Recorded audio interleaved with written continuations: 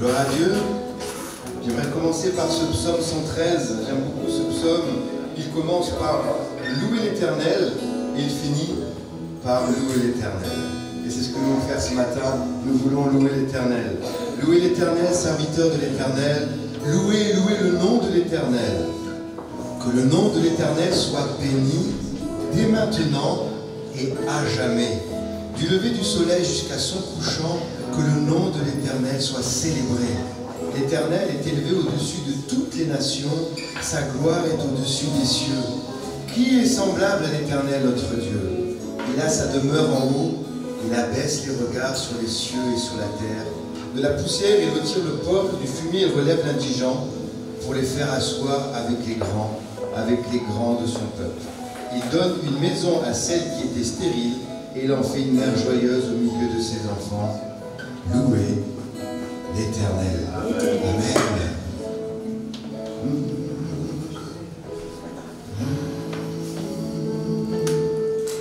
Voici l'aurore, le jour se lève, tout à nouveau je veux chanter, malgré les circonstances et ce qui pourrait m'attendre.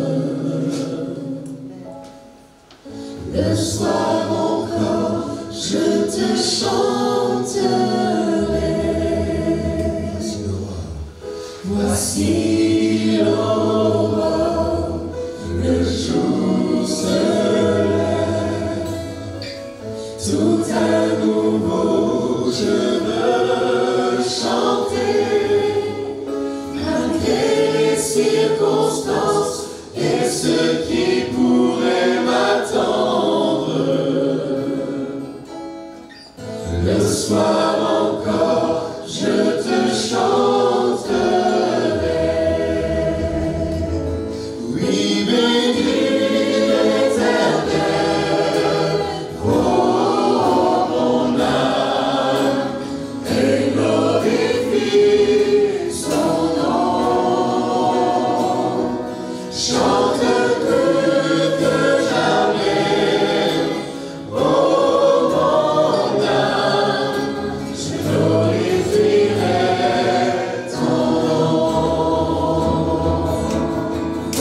Tu es monté dans ma calme, ton nom est grand et ton cœur est long. Pour tes bienfaits je chanterai sans cesse.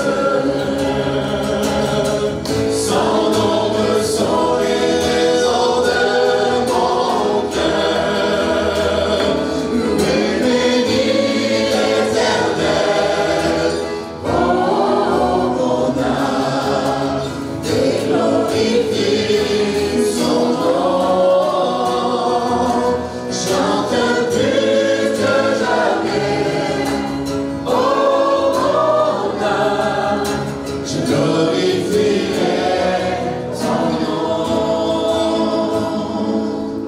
En ce jour où faibliront mes forces, cette heure approche où viendra la fin.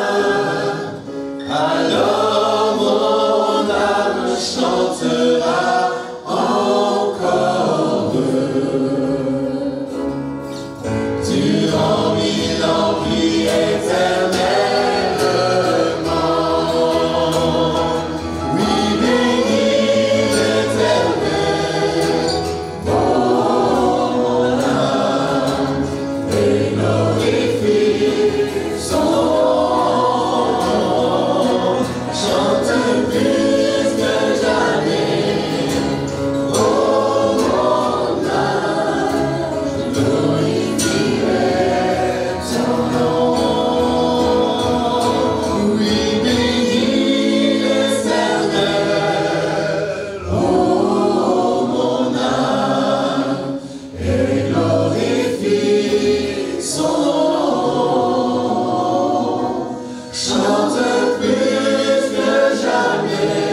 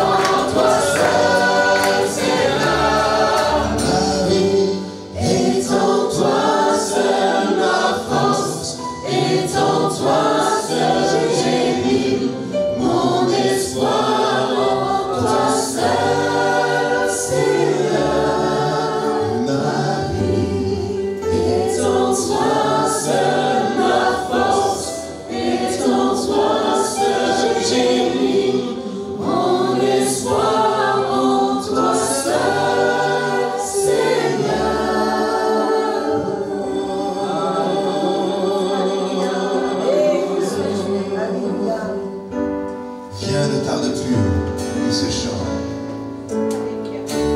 Alléluia. Un jour toute langue dira tu es Dieu. Un jour tout genou fléchira. Alléluia.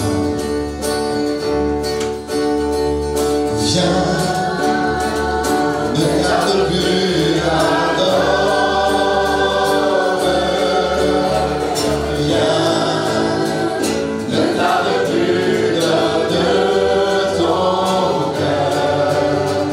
Viens, tel que tu es, adore. Viens, tel que tu es devant ton Dieu. Viens. Un jour toute langue dira tu es Dieu. Un jour tout genou fléchira. Mais le vrai trésor est pour ceux qui t'ont choisi dès aujourd'hui. Un jour toute langue dira tu es Dieu. Un jour tout genou fléchira. Mais le vrai trésor est pour ceux qui t'ont choisi dès aujourd'hui. Viens, ne tarde plus, adore.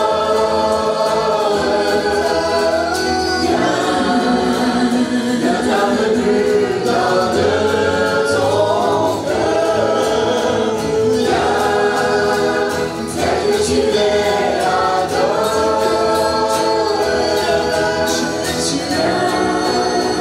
Tel que tu es devant ton Dieu. Viens. Un jour toute langue dira tu es Dieu. Un jour tout genou fléchira. Mais le vrai trésor est pour ceux qui t'ont choisi dès aujourd'hui. Un jour toute langue dira tu es Dieu. Un jour tout genou fléchira. Mais le vrai trésor est pour ceux qui t'ont choisi dès aujourd'hui.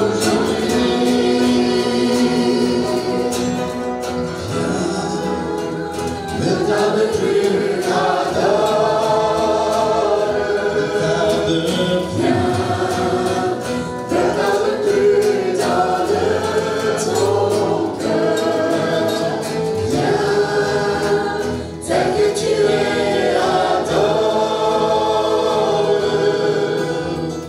Viens, tel que tu es devant ton Dieu.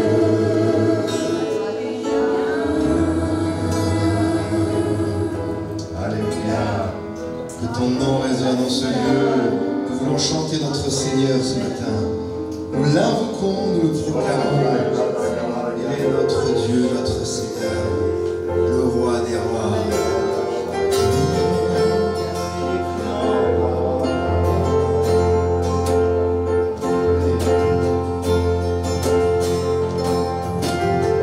Que ton nom résonne en ce lieu.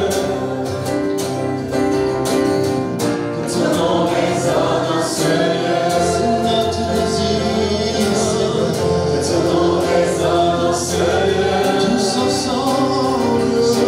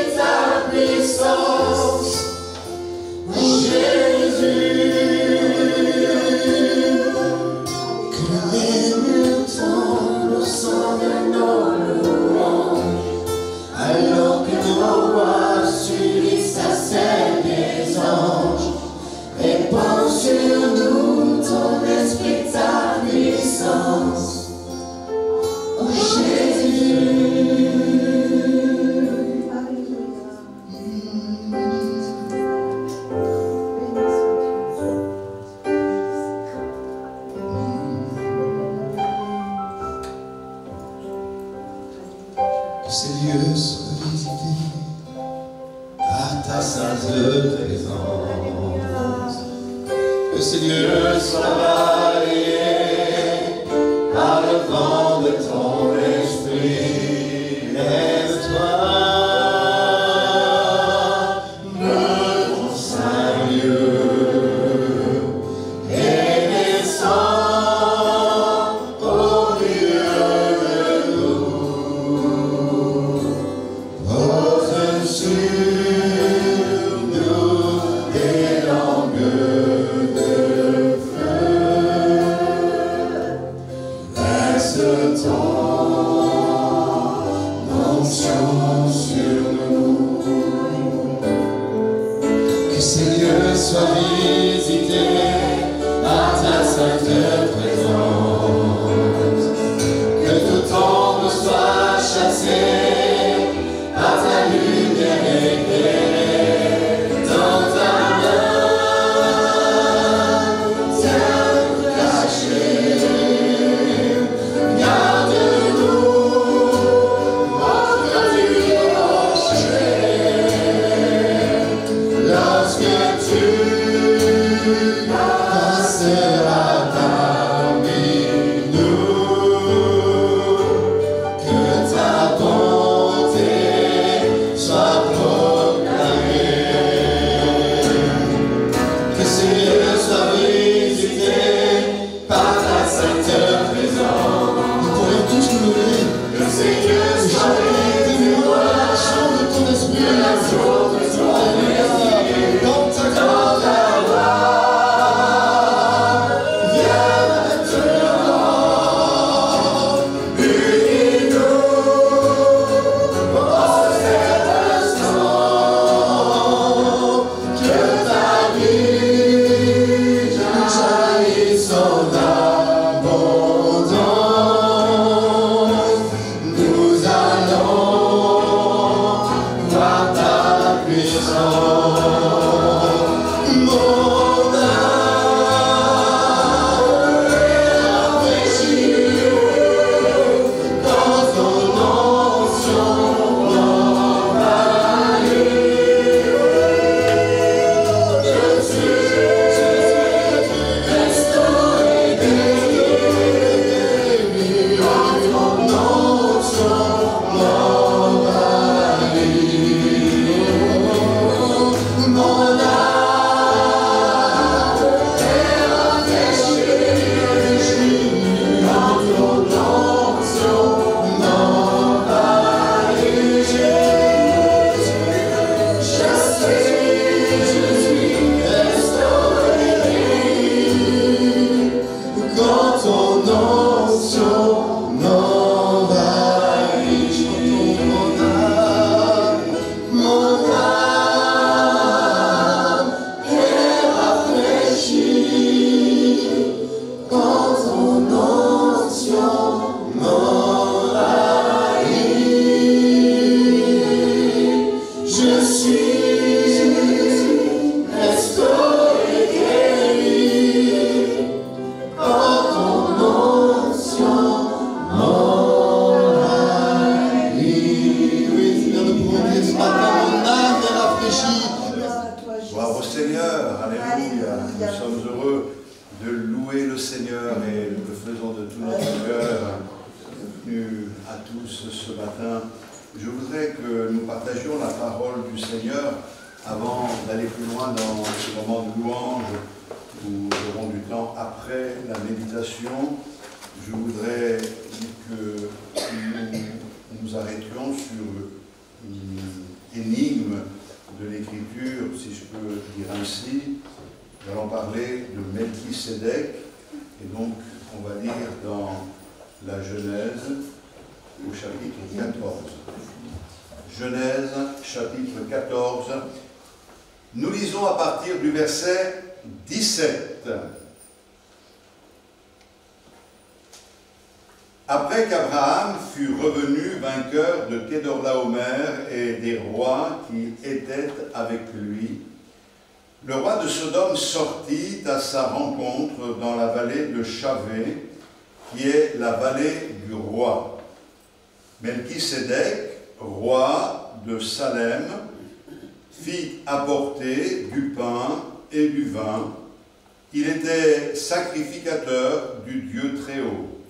Il bénit Abraham et dit, « Béni soit Abraham, que le Dieu Très-Haut, maître du ciel, par le Dieu Très-Haut, maître du ciel et de la terre. Béni soit le Dieu Très-Haut qui a livré tes ennemis entre tes mains. » Et Abraham lui donna la dîme de tout.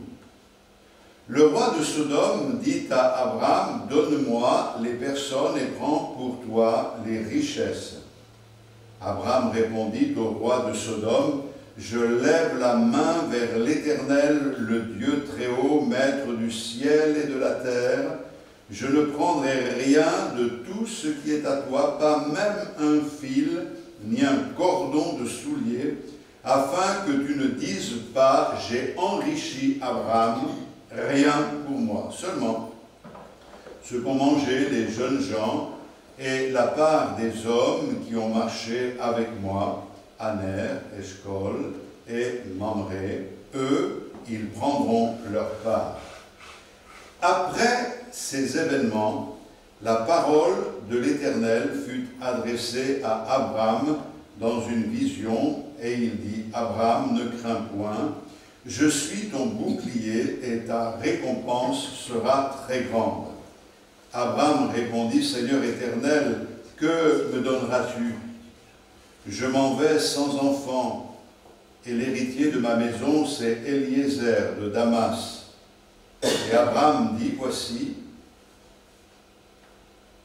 tu ne m'as pas donné de postérité, et celui qui est né dans ma maison sera mon héritier. » Alors la parole de l'Éternel lui fut adressée ainsi.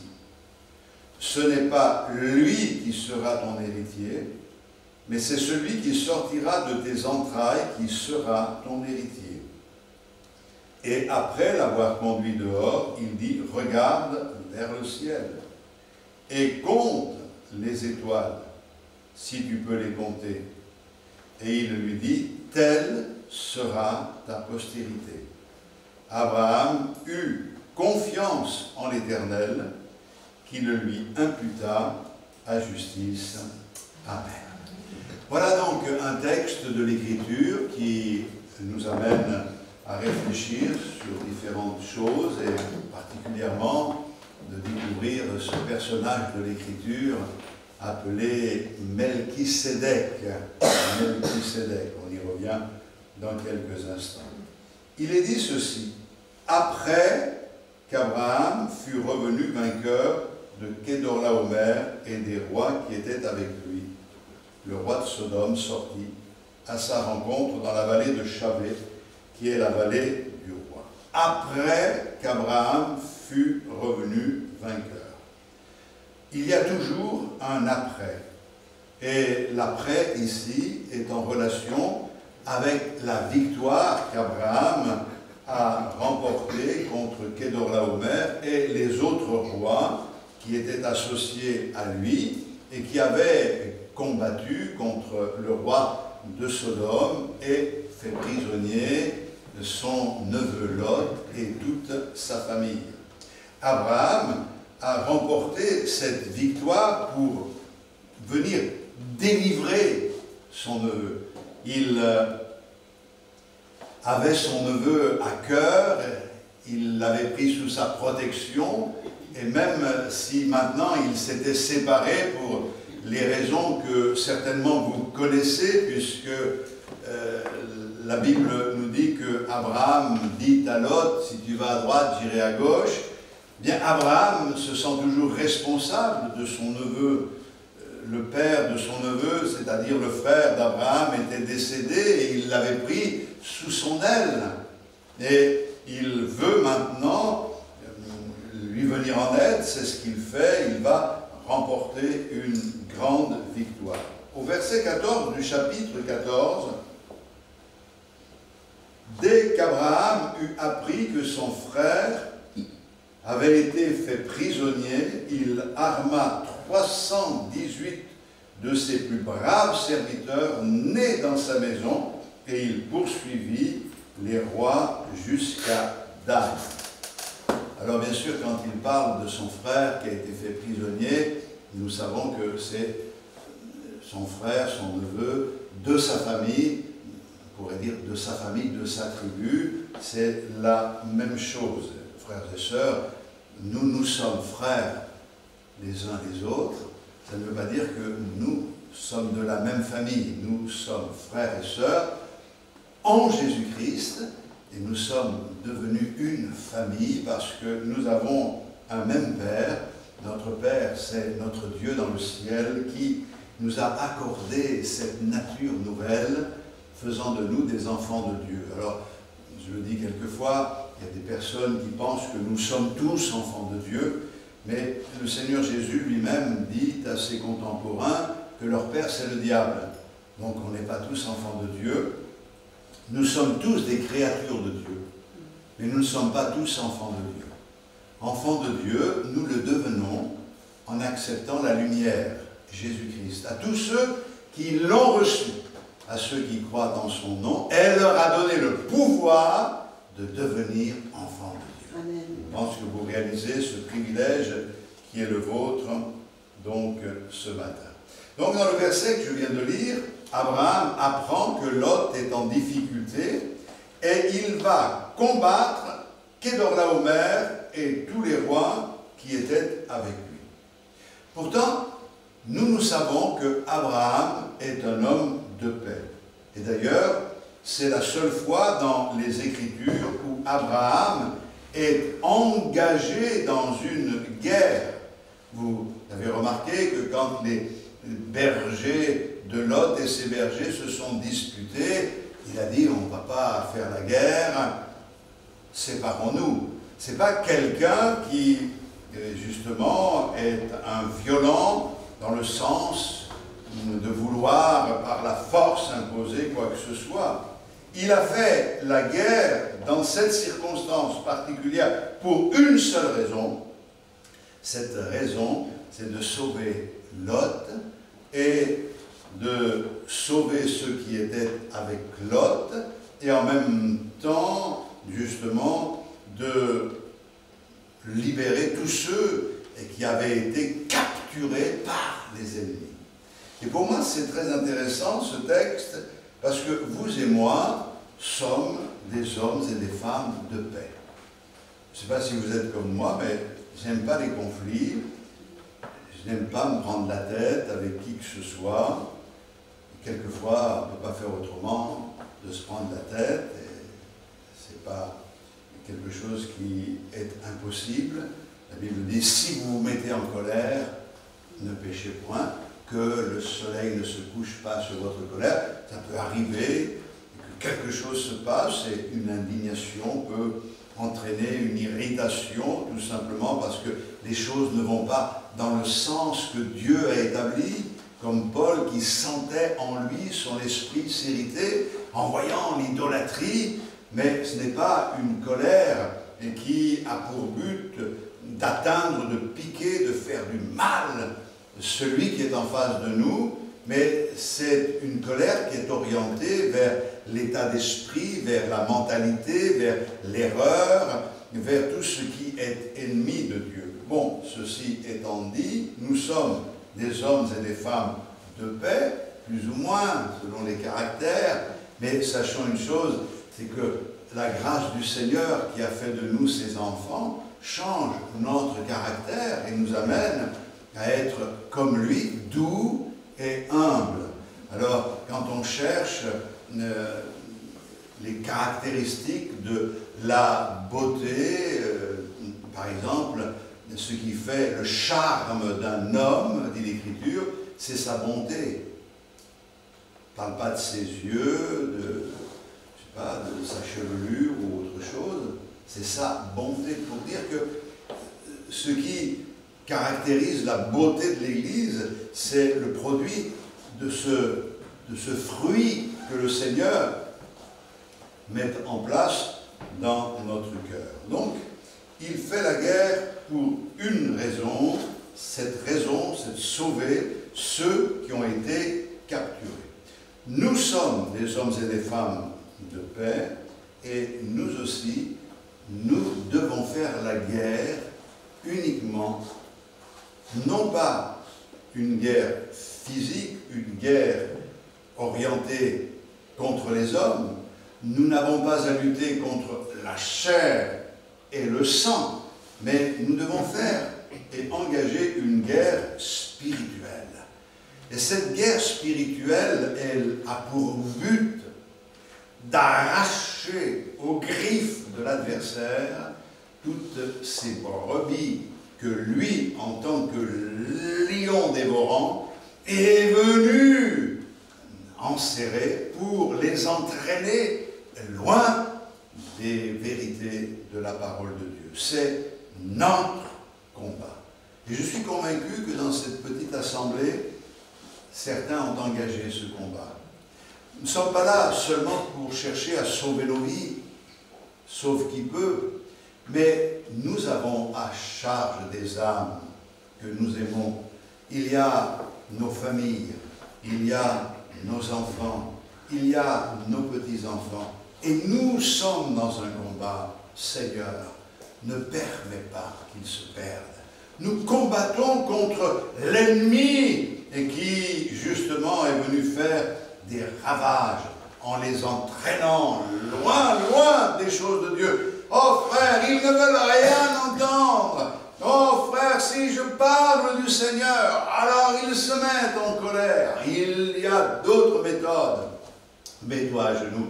Et comme l'a dit quelqu'un un jour, il y a bien, bien longtemps, il arrive un moment, par rapport à l'évangélisation que nous pouvons faire dans nos familles, et pour nos enfants en particulier, bien, quelqu'un a dit, à un moment donné, il vaut mieux plus parler à Dieu de nos enfants que de parler de Dieu à nos enfants. Vous comprenez, quelquefois ça ne sert plus à rien de leur rabâcher les choses, puisqu'ils les ont entendues, et plus on leur dit, plus ils se ferment à ces choses-là, mais de parler de nos enfants à Dieu dans la prière, jusqu'à voir la bénédiction. Amen. Ceci dit, l'ennemi, c'est un kidnappeur.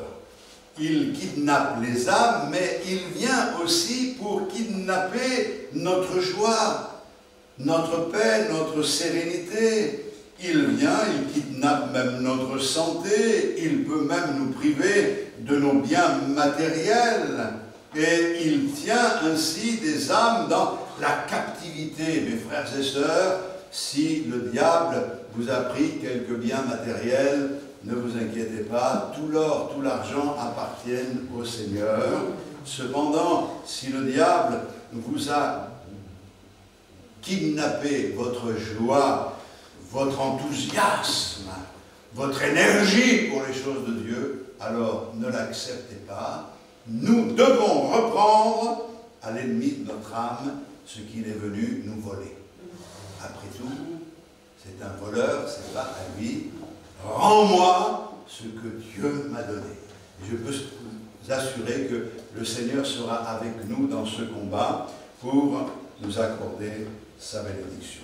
Mais je vais y aller progressivement. La Bible nous dit que après qu'Abraham ait remporté cette victoire, le roi de Sodome sortit à sa rencontre. Le roi vient à sa rencontre. Quelle est la raison de cette venue du roi de Sodome? Nous le comprenons facilement en délivrant son neveu Lot et les siens.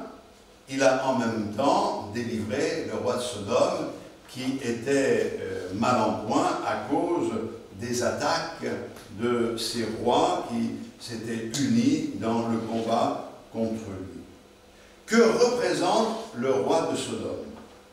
Dans l'Écriture, et ici, le roi de Sodome, et la signification spirituelle est évidente de ce que le péché est et ce vers quoi le péché nous entraîne. Vous savez que quand Lot a vu Sodome et Gomorrhe, il a dit c'est comme un jardin de l'Éternel, et il a convoité, et il est allé dans cette direction pour finalement perdre tout cela, et il a failli même perdre beaucoup plus, et il a perdu beaucoup plus, parce qu'il a perdu déjà son épouse, qui elle est restée attachée à Sodome et Gomorrhe. On comprend donc que ce roi représente l'adversaire de notre âme. Et le roi de Sodome, la Bible nous dit qu'il vient avec une proposition. Tu me donnes les gens, et moi je te laisse tout le butin pour toi. C'est intéressant, mais la question qu'on doit se poser est celle-ci. Est-ce que le roi de Sodome, qui vient d'être délivré lui aussi, manifeste de la reconnaissance à l'égard d'Abraham, ou est-ce que c'est un piège, une tentation? La démarche avait toutes les apparences d'une reconnaissance. Tout le butin pour toi, tu ne me donnes que les gens. Toutes les richesses, tu peux les prendre. En fait, cela aurait été un piège terrible pour le patriarche, et c'est pour cette raison qu'il ne se laisse pas piéger. La tentation, c'est quelque chose de particulier, et il faut savoir la discerner. Elle n'est pas forcément dans des choses grossières et qui, justement, sont facilement reconnaissables. Mais la tentation arrive après une victoire remportée par Abraham, et les tentations arrivent aussi même après les victoires que nous avons remportées, et là c'est tout en subtilité. L'ennemi propose des biens pour pouvoir ensuite avoir l'ascendant sur Abraham. Et Abraham va dire, il n'en est pas question, je ne veux pas de cela. Mais le tentateur cherchera toujours à nous déstabiliser. Écoutez, frères et sœurs, le diable n'est pas le plus dangereux quand il se présente à nous comme un lion rugissant, cherchant à vous dévorer. Parce que là, vous allez fuir, et très loin fuir. Mais c'est quand il vient pour faire ami-ami avec vous. Quand il vous propose des choses qui semblent acceptables. C'est pour cette raison que la parole de Dieu nous met en garde. Quand nous sommes dans le combat, alors là, nous savons que l'adversaire est en face. Nous le combattons et nous remportons la victoire. Mais lorsque nous avons reçu cette victoire, on se relâche un peu. Et là, on est les vainqueurs. Mais c'est là que le diable vient pour se faire ami avec nous, pour récupérer une partie de ce que nous avons gagné. Et ce n'est pas une petite chose, j'y reviens, il exige les personnes en donnant les biens. Vous savez, le diable ne donne jamais rien gratuitement. Lorsque Jésus a été béni, il est passé par les eaux du baptême, l'Esprit du Seigneur est venu sur lui sous la forme d'une colombe. Celui-ci est mon Fils bien-aimé en qui j'ai mis toute mon affection.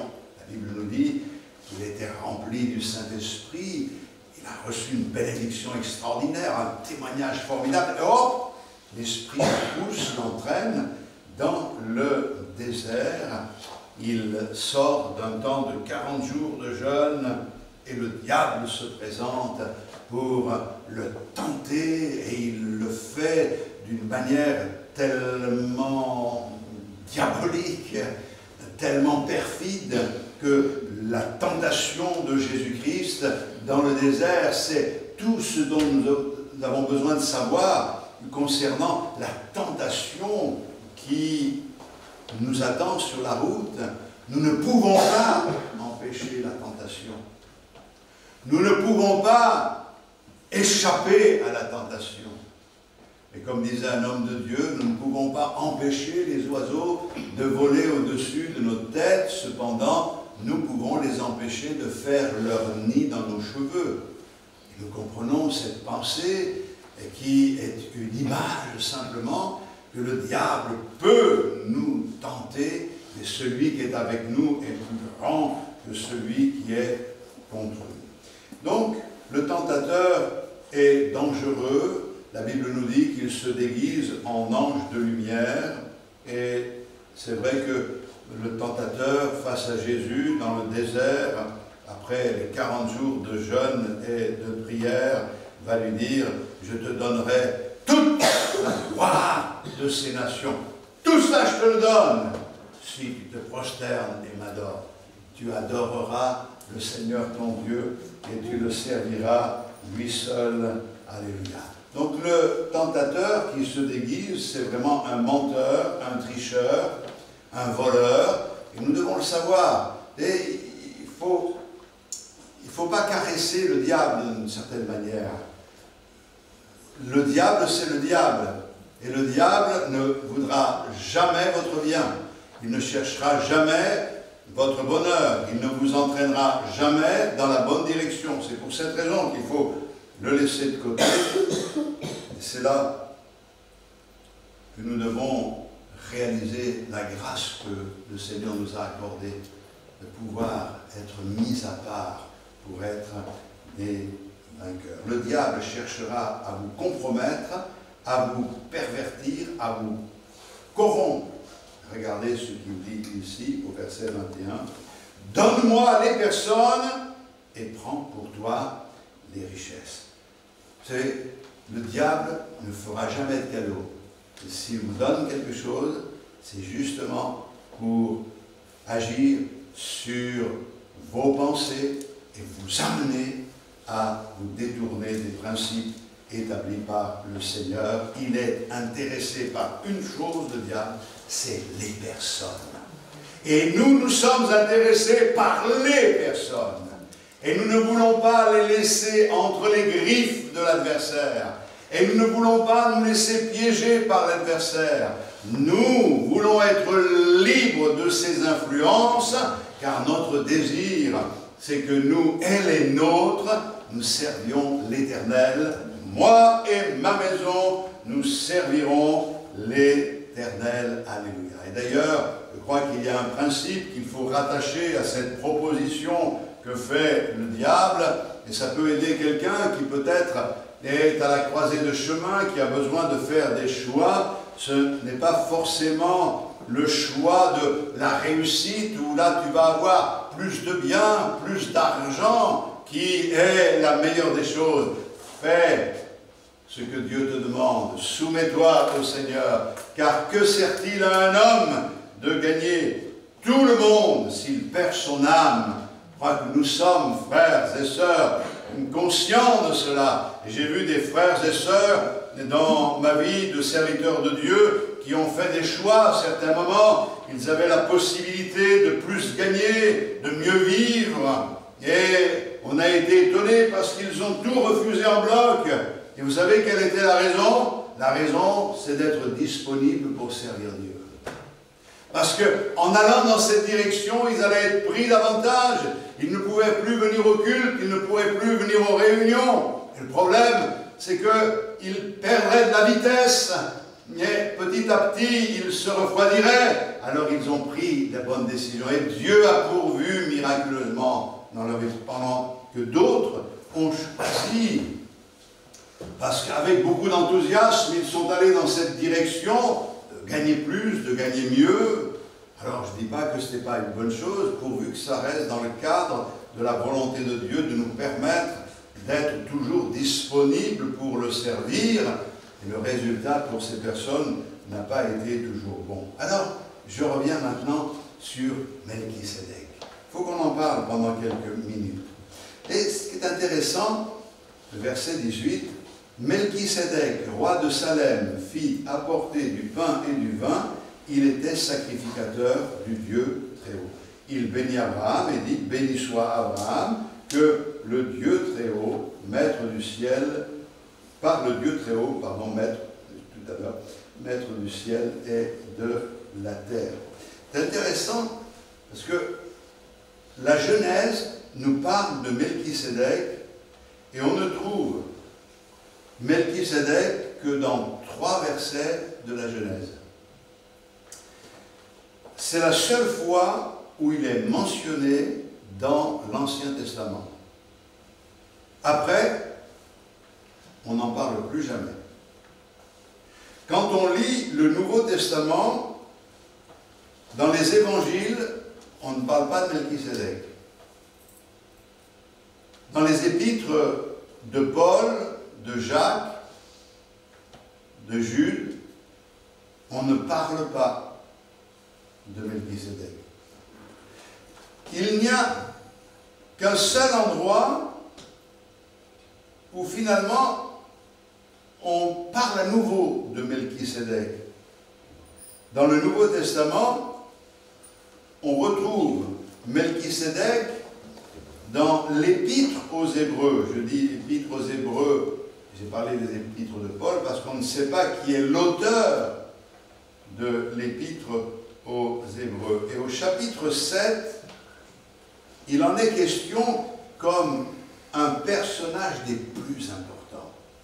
Et il est dit ceci: en effet, ce Melchisédek, roi de Salem, sacrificateur du Dieu très haut, qui alla au-devant d'Abraham lorsqu'il revenait de la défaite des rois, qui le bénit, et à qui Abraham donna la dîme de tout, qui est d'abord roi de justice, d'après la signification de son nom, ensuite roi de Salem, c'est-à-dire roi de paix, qui est sans père, sans mère, sans généalogie, qui n'a ni commencement de jour, ni fin de vie, mais qui est rendu semblable au Fils de Dieu, ce Melchisédek demeure sacrificateur à perpétuité. Considérez combien est grand celui auquel le patriarche Abraham donna la dîme du butin. Je dis, c'est quand même extraordinaire de voir dans les Écritures qu'on parle 3 versets dans le livre de la Genèse et 4 versets dans l'Épître aux Hébreux d'un personnage qui est présenté comme étant plus grand qu'Abraham. Je trouve que ça, c'est extraordinaire. Alors, qui est Melchisédek?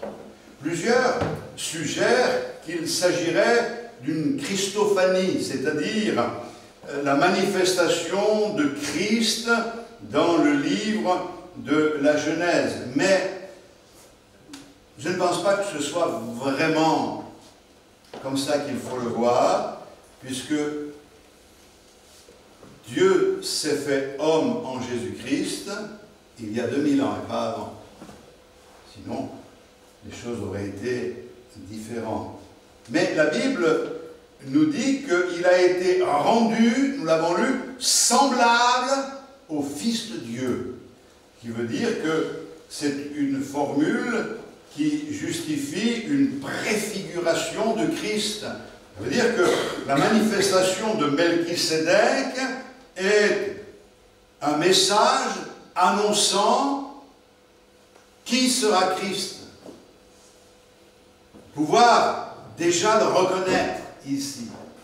Et c'est intéressant de comprendre que le Seigneur a marqué les esprits en tout temps pour les amener à attendre celui qui avait été promis. Et quand il est venu, malgré toutes les informations qui avaient été données, particulièrement le peuple d'Israël, ils l'ont vu, mais ils ne l'ont pas reconnu.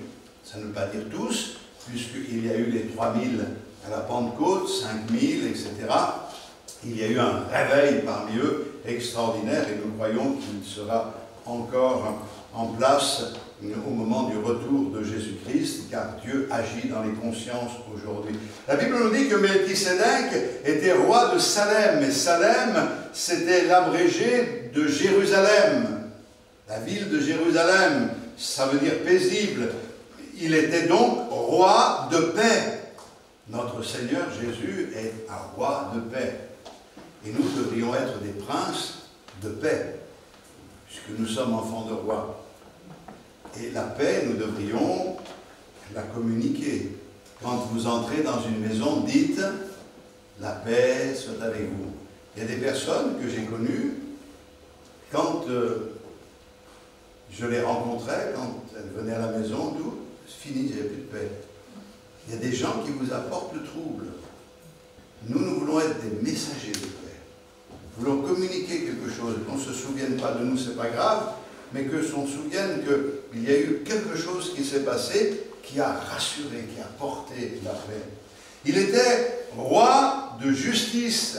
Et c'est là aussi le sens de son nom, Melchisédek, roi de justice.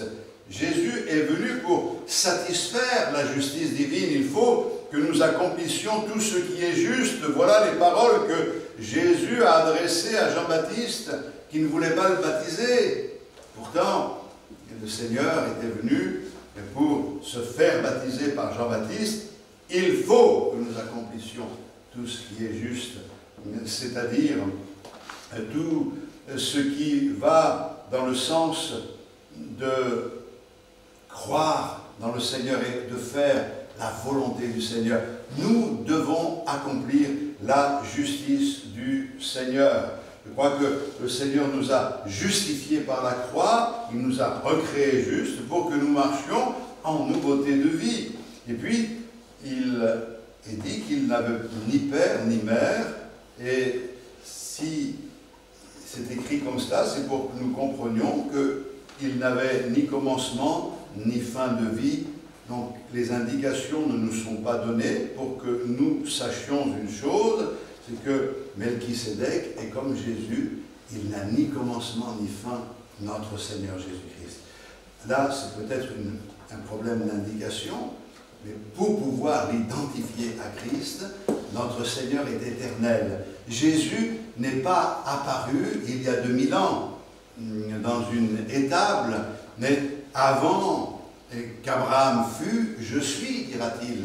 Il est le créateur de toutes choses, tout a été créé par lui et pour lui. Et donc, il y a cette réalité de l'éternité de Melchisédek, mais surtout de l'éternité de notre Seigneur, qui est notre éternité. Mes frères et sœurs, nous avons un commencement, mais nous n'aurons plus de fin. Parce que le Seigneur nous a accordé la vie éternelle. Il était sacrificateur du Dieu très haut. Alors on pourrait dire beaucoup de choses à chaque fois. Sacrificateur, c'est ce que nous sommes, puisque Dieu a fait de nous un royaume, des sacrificateurs pour Dieu son Père. Et puis, ce que nous remarquons, c'est que Melchisédek était plus grand qu'Abraham. Et c'est prouvé ici par le fait que quand Melchisédek a béni Abraham, le plus grand c'est celui qui bénit l'autre. Eh bien, Abraham lui a donné la dîme, tout ce qu'il possédait.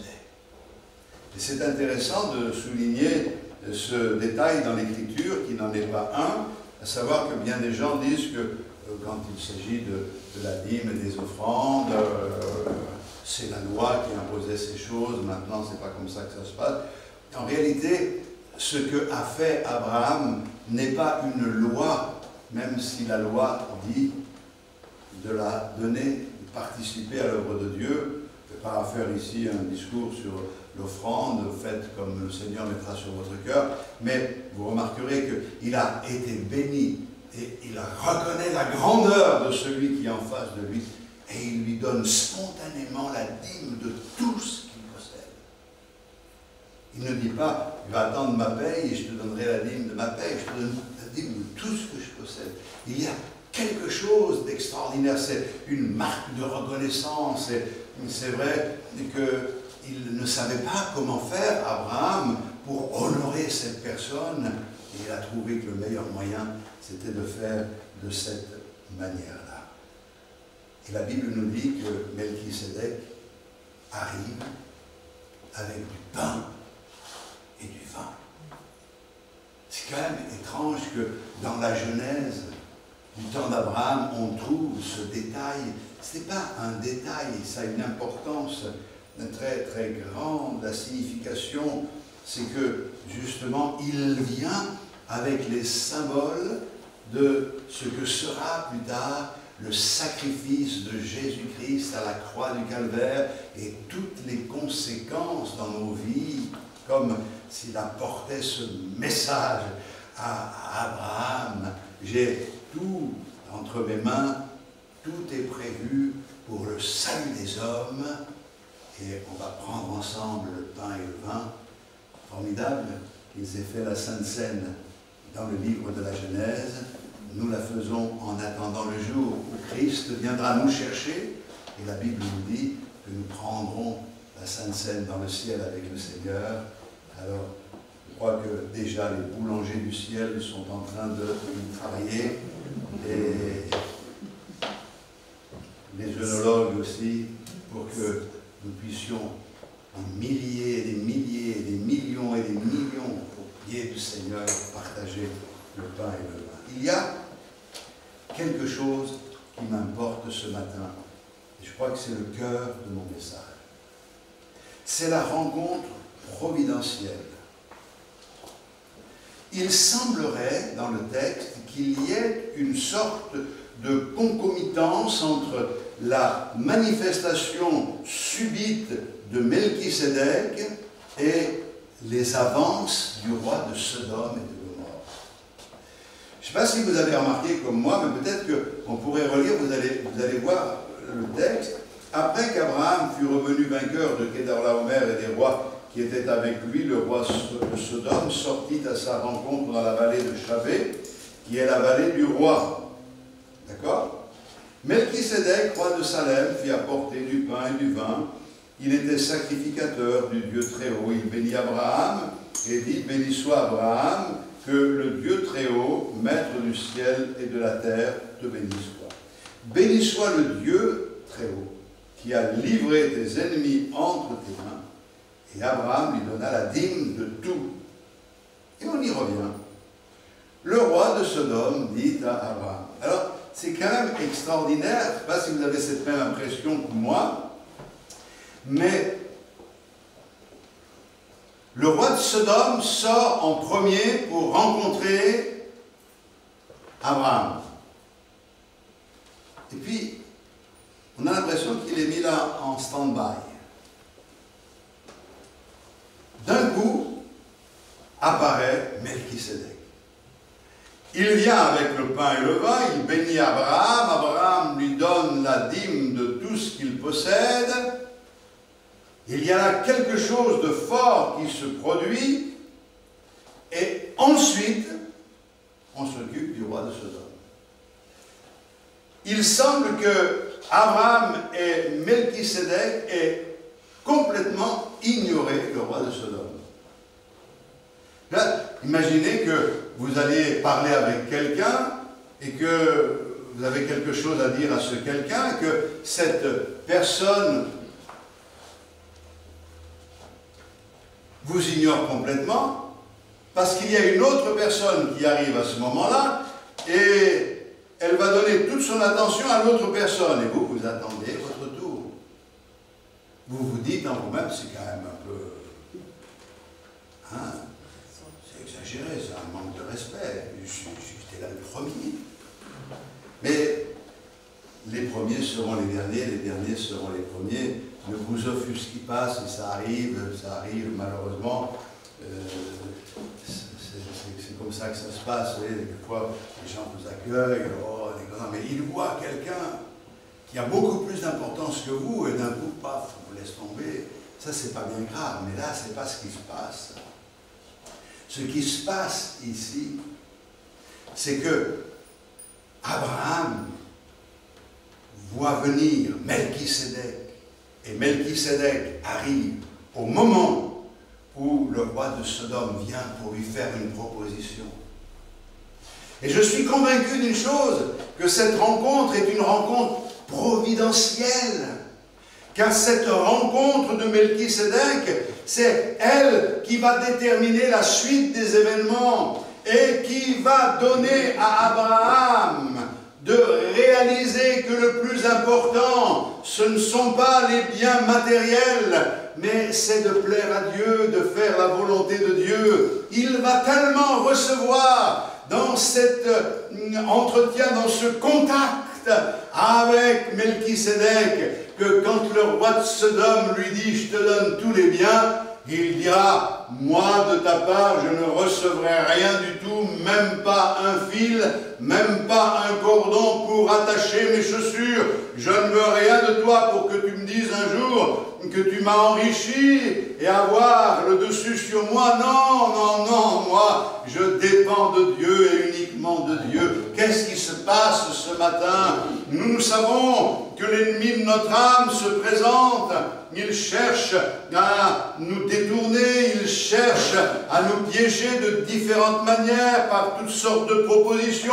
On ne sait pas quelquefois comment réagir, on ne sait pas comment choisir, on ne sait pas quelle direction prendre. On est sincère, on aime Dieu, mais on ne sait pas, il y a des choix que nous devons faire. Et il se passe quelque chose dans ces moments, peut-être de trouble et d'incertitude. Nous rencontrons, et nous avons raison de ne pas attendre qu'il vienne à notre rencontre, même s'il le fait toujours. Nous venons le dimanche matin à la rencontre de celui qui s'est présenté à nous avec le pain et le vin, et qui nous rappelle le sacrifice qu'il a accompli à la croix pour notre salut, qui nous rappelle qu'en lui nous avons tout pleinement, que nous n'avons pas besoin de ce que le monde offre, nous avons tout ce dont nous avons besoin en lui. Et dans cette rencontre avec lui, lorsque sa main se pose sur nous, Abraham a été béni par Melchisédek, nous sommes bénis par notre Seigneur Jésus-Christ. Nous avons quelque chose qui se passe, quelque chose au fond de notre cœur. Nous repartons de ce lieu et sans pouvoir tout expliquer, nous repartons avec une paix, une sérénité, une tranquillité, un amour, quelque chose qui nous environne. Et dans ces moments-là, le roi de ce monde, le roi de Sodome se présente, mais on peut lui dire, écoute, garde tes cadeaux pour toi, j'ai beaucoup mieux. Je ne sais pas si vous comprenez bien ma pensée, mais l'attouchement du Seigneur, le contact avec le Seigneur, nous donnera la force, l'énergie de repousser l'adversaire dans toutes les circonstances où il voudrait nous entraîner et qui sont des pièges. Le bonheur que le Seigneur nous donne dans sa communion dépassera toujours infiniment toutes les joies que nous pourrons trouver dans ce monde et qui sont des joies éphémères. Mais il y a en plus dans cette réponse d'Abraham quelque chose de très très très fort. Je ne veux rien de toi, même pas un cordon. Garde tout. Est-ce que nous pouvons dire que nous avons toujours tout refusé de ce monde? C'est difficile, mais je crois que nous devons apprendre à nous détacher de tout ce qui est de ce monde, pour pouvoir nous attacher au Seigneur. Et regardez la sagesse de cet homme Abraham. Je ne veux rien de toi. Je ne veux pas que tu dises que tu as enrichi Abraham. Rien pour moi, rien pour moi. Moi, j'ai tout ce qu'il faut dans le Seigneur. Si nous avons tout ce qu'il faut dans le Seigneur, pourquoi chercher ailleurs? Et il dit, seulement ce qu'ont mangé ces jeunes gens et la part des hommes qui ont marché avec moi. C'est-à-dire que moi, je ne veux rien pour moi. Mais je n'impose pas aux autres. Moi, c'est mon choix, c'est ma position, mais j'ai compris qu'il vaut mieux le peu du juste que l'abondance de beaucoup de puissants. Mais eux, tu leur donnes ce qu'ils veulent, puisqu'ils ont combattu pour que tu aies la victoire. La Bible dit, et c'est important pour moi, ne devez rien à personne si ce n'est de vous aimer les uns les autres, car celui qui aime les autres a accompli la loi. Ne devez rien à personne si ce n'est de vous aimer. Romains 13, 8. 1 Corinthiens 7, 23, « Vous avez été rachetés à un grand prix, ne devenez pas esclaves des hommes. » Dans tous les domaines, même professionnels, ne devenez jamais esclaves des hommes ou des principes de ce monde. Vous appartenez au Seigneur. C'est pour cette raison que dans 1 Corinthiens 6, 12, il est dit « Tout m'est permis, mais tout n'est pas bon pour moi, tout n'est pas utile, et je ne me laisserai asservir par rien. » Amen. Hélas, l'histoire de l'Église prouve que la corruption a fait plus de dégâts parmi les croyants naïfs que les persécutions. Et parce que nous sommes armés par les expériences de ceux qui nous ont précédés, nous devons nous garder de ce qui nous fait du mal. Et après cette expérience, et je vais terminer, nous partagerons le pain et le vin qui est venu nous présenter notre Seigneur. Même s'il a été préparé par les hommes, c'est le message du Seigneur. Qu'est-ce qui se passe après ces événements? La parole de l'Éternel fut adressée à Abraham dans une vision, et il dit: Abraham, ne crains point, je suis ton bouclier, ta récompense sera très grande. Alléluia. Abraham répondit: Seigneur éternel, que me donneras-tu? Je m'en vais, je n'ai pas d'héritier. Le Seigneur va lui dire ici et à une autre reprise: la postérité sera comme le sable des plages. Ta postérité ici sera comme les étoiles du ciel. Il y a en Abraham deux postérités. La postérité qui est la postérité terrestre. Israël sera comme le sable. Mais la postérité céleste, car nous sommes fils d'Abraham par la foi, sera semblable aux étoiles du ciel. Alors, Abraham eut confiance en l'Éternel qui le lui imputa à justice. Vous l'avez remarqué dans ce texte avant. Le Seigneur parle à Abraham, il l'entraîne dehors et il lui dit: lève les yeux, compte les étoiles. Ainsi sera ta postérité. Je n'ai pas d'héritier. Regarde, c'est pas possible. Et quelquefois, on a besoin de sortir de nos tentes. Et on a besoin d'apprendre à lever les yeux. Contempler ce que le Seigneur nous montre. Et le Seigneur nous montre que ce que lui va faire dépasse notre entendement. Cependant, il ne peut le faire que si nous y croyons. Alors ce matin, laissons-nous approcher par le Seigneur. Et en prenant le pain et le vin, souvenons-nous que tout a été accompli. Et que parce que tout est accompli, nous sommes des vainqueurs. Alléluia. Alors j'espère que, au travers de ce que vous entendez, ça déclenche en vous un désir de louer le Seigneur. Et que nous allons avoir un petit moment, mais un moment de louange et d'adoration. Alléluia. Seigneur, je me sens si petit devant toi. Lorsque je médite ta parole, je suis confondu parce qu'elle est remplie de richesses, de trésors. Ces trésors sont enfouis, tu nous permets de les découvrir. Et ce matin, je découvre que c'est toi le grand, c'est toi qui es au-dessus de tout et de tous. Seigneur, j'ai besoin de ta bénédiction. J'ai besoin de ton onction, que ta main se pose sur moi.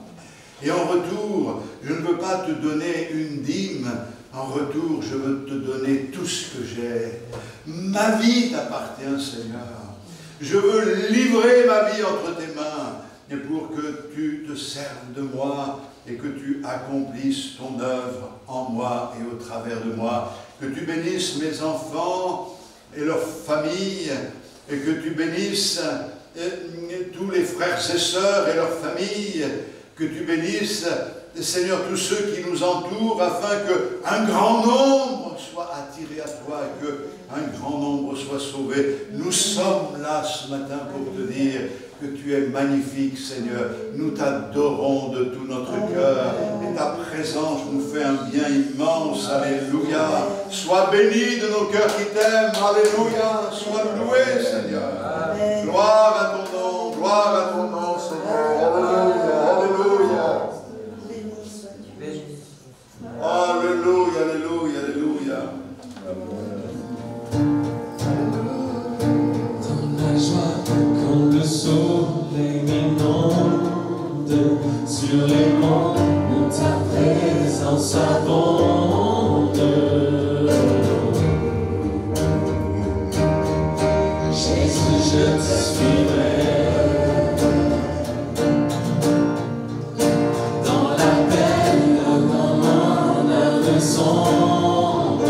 Dans la vallée du deuil et de l'ombre, Jésus, je te suivrai. Car tu es mort